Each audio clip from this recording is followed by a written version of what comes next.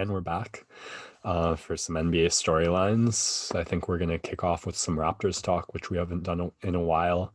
Back-to-back wins against the Bucks.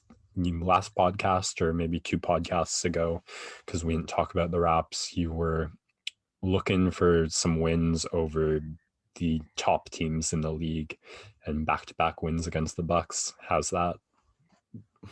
I'll take it. I mean, the Bucks have been scuffling as of late. They've lost 5 in a row now, but the Raptors only sit 2 games behind them for third in the Eastern Conference, believe it or not.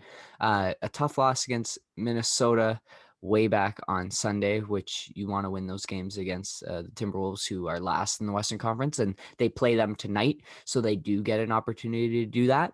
But the thing that I loved about these 2 games with the Raptors is they're really dialed in defensively. I think they really game planned hard for this 2 game set against Milwaukee and executed the game plan really well. Walled up against Giannis, made the ball swing to kind of the worst shooters on Milwaukee's team. Lots of active hands and lots of verticality without committing too many fouls. And they were able to limit Giannis's production. And without Drew Holiday in the mix, Milwaukee's been struggling to create shots because they aren't that same monster regular season team that rolls 12 guys deep every night. And they are built a little bit more for the playoffs, which has led them to have some struggles in the regular season, and especially late game. They've been struggling to create offense. And whenever Giannis has the ball on the perimeter now, the Raptors breathe a sigh of relief. Whenever Giannis has it in the post, it becomes crazy time. But uh, that's okay because Pascal Siakam, OG's back. Fred VanVleet have really stepped up this week. Pascal got a ISO possession in the post against Giannis last night, and I went, "Oh my God, what are they doing? He can never score against Giannis." And he takes 2 dribbles, shifts back into facing away from the basket, and then attacks on his right hand and gets the and one layup past Giannis. And he's yelling, flexing, he's hyped. I think that's a huge basket for him. OG Anunoby had a 2 minute stretch in the fourth quarter where he had a reverse layup in traffic, then had a cut on a Pascal backdoor feed for a reverse jam, and then had a post possession, back-to-back post possessions against Middleton where he backed him down and got a layup, and then backed him down and found Bembry on a backdoor cut with a no-look pass. I retweeted it. It was just wonderful to see from OG, and the evolution continues. I think in his injury, I don't know what he was working on, but he's looked really, really fresh in some of his decision making and some of his skill stuff heading towards the rim. So we'll take it because he's been great. And Nick Nurse experimenting with different lineups. At one point, there was Matt Thomas, Bembry, Siakam, Baines, and Boucher on the floor. So two Wow. bigs and like two kind of bench rotation guys, and then Siakam, and that unit actually played well. And I think Baines actually matches up well against the Bucks for some reason, especially coming off the bench to go up against like a Bobby Portis. Uh, and of course, Boucher has just been consistently solid for them off the bench. And Nick Nurse goes small late with Pascal at the 5. Because you're not too scared of Brook Lopez beating you in the paint anymore because of how much his game has changed to become a perimeter oriented player. And yeah, the Raptors continue to give effort. They lose Lowry in the second game and continue to fight. And just on to the next game. They have an incredibly difficult stretch coming up where they play 5 games in 7 nights twice, and then finally make it to the All-Star break. But some really tough matchups. I think they got Philadelphia on deck, Brooklyn on deck.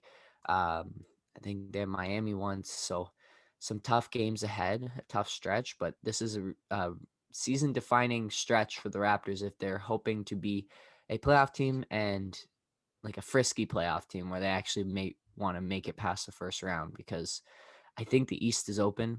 It depends on what sort of moves these top teams. I think it's Brooklyn and Philly at this point look to be the two most real contenders. And it depends on how those teams coalesce together for a playoff run. But if nothing changes, then the Raptors, I think, could have a decent shot of at least making some noise. And so such a different tune from where we were at the start of the season when they were, what, 2-8? Yeah, I mean, that's kind of always been this team's identity. They can beat the best teams in the league and lose to the worst teams in the league, which pretty just on display in a museum this week after that last stretch. But it's certainly coming together more and more as the season goes on. And I don't think they've had any games postponed to COVID yet, knock on wood. So if that can continue, then hopefully they'll get some rest at some point in the season as the league looks to make up a lot of the games it's missed out on. And I'll continue to beat the drum of, if this team gives effort, they can win every night. And the Raptors are a team that I think actually will steal some regular season wins over some other teams because they give that effort every night. And that's how you get wins in the regular season, because some nights teams just will take a night off or something like that because there's so many games in the season. And the Raptors managed to get some of those tough wins on nights when other teams might just take their foot off the gas. Another guy who's had to put his foot on the gas so far this season is Damien Lillard, as he's lost McCollum, lost Nurkic. Where have you heard that before? Oh, yeah, it's basically been the last 2 seasons where he's had to operate without his like 2 or 3 next best players on his team, yet he continues to carry the Blazers. I think they're 17-10 on the season, and yeah, just way outperforming expectations with the injuries that they've had. Um, he took over the fourth against the Pelicans, as he does, had 43 and 16 assists against the Pelicans on Wednesday night. And just shout out to Damian Lillard. I don't believe he was named an all-star starter, but he'll definitely be in there on the reserves. Which Yeah. kind of brings me into the next bit of news. The NBA All-Star starters were announced. Again, it's 50% fan voting, 25% media, and 25% Players, coaches, players. I think players. it's players. The Uh, anti-John Scott protocol. yeah, and I think there's no real surprises. We had our discussion about Kyrie Irving, about how maybe with the number of games and the attitude he I doesn't get think in, that but 50% fan voting is going to hurt Kyrie. and I think the player votes as well. I don't think the media necessarily voted for him, but the players know, okay, even if he hasn't played all 28 games, this is the best guy, or this is like one of the top guys. He has to be there. And so I'm sure he got votes from the players. And then, of course, the overwhelming fan vote. I think he was first or second in fan voting for guards. So he Kyrie? gets in there. Yeah. Really? You For the think that? guards. Yeah. You know that, or you think that? I'm pretty sure. I can check that I right now. I feel like he's one of the more disliked players around the league, and I have a hard time imagining that he would carry the fan voting. Okay, I'm gonna pull it up. Apparently Anthony Davis got the most votes, but wasn't named a starter. Yeah, I mean, I don't really care for the fan voting portion of it. If you want the All-Star designation to mean anything, it I guess it's the league trying to drum up fan involvement.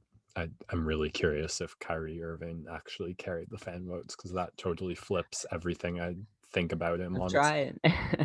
Yeah, Irving, second in fan voting Wow. at 2.8 million total votes. Bradley Beal first with 3.4. Uh, What do I know? Beal, Beal, Irving, Harden, Levine were the top 4. Yeah. Huh. I guess New York.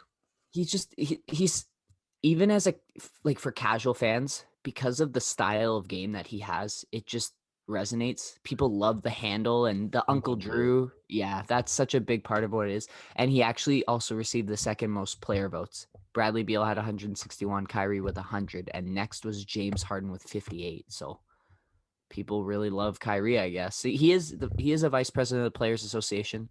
So even with some of his actions, I think he's got a lot of players on his side. Oh yeah. Uh, Jaylen Brown and James Harden actually both beat Kyrie out for media votes, but his weighted score was enough to get him in just barely over James Harden for as a starter. So Yeah, interesting.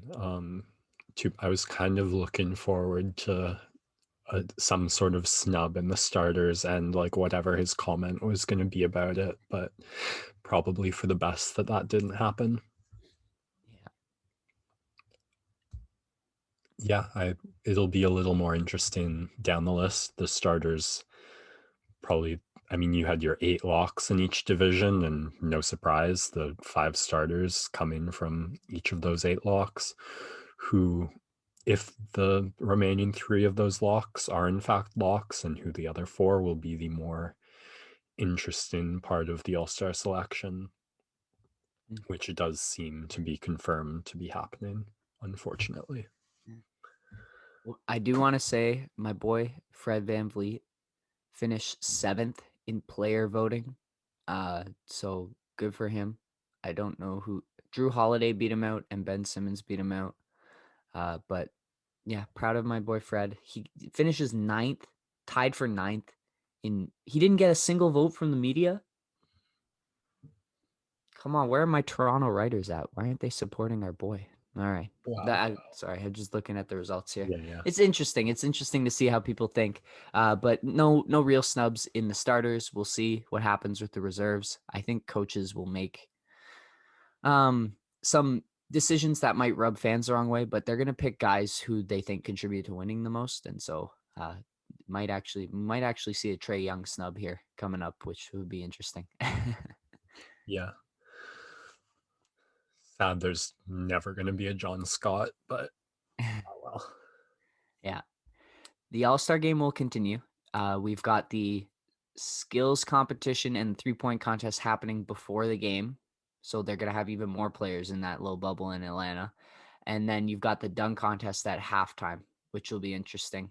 It's going to be an event, and it's something that needs to be done for the NBA because they need the money. I don't know how much money the All-Star game generates, but obviously enough that they have to do it.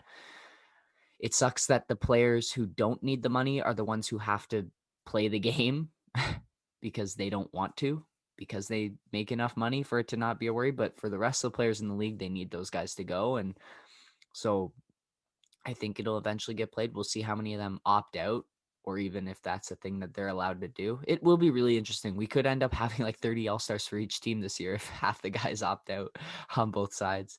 Yeah, it is interesting where the league pushes back. Like, super team formation, nah, that's fine. Trying to skip out on this game that means absolutely nothing, but like we plaster sponsors all over. Get in line, buds. Continuous theme, money talks. All right. That is it for the NBA storylines. I thought about doing some more kind of scout stuff, but I'll probably save this for pods where we have a little bit less to talk about, especially maybe during the All-Star break. That might be the time for me to really dig deep into some of these guys. Jalen Green's been on a bit of a nice streak.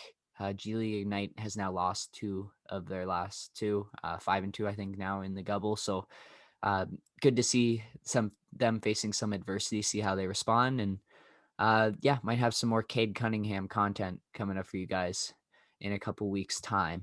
But we will take one last break and come back for some big baseball news.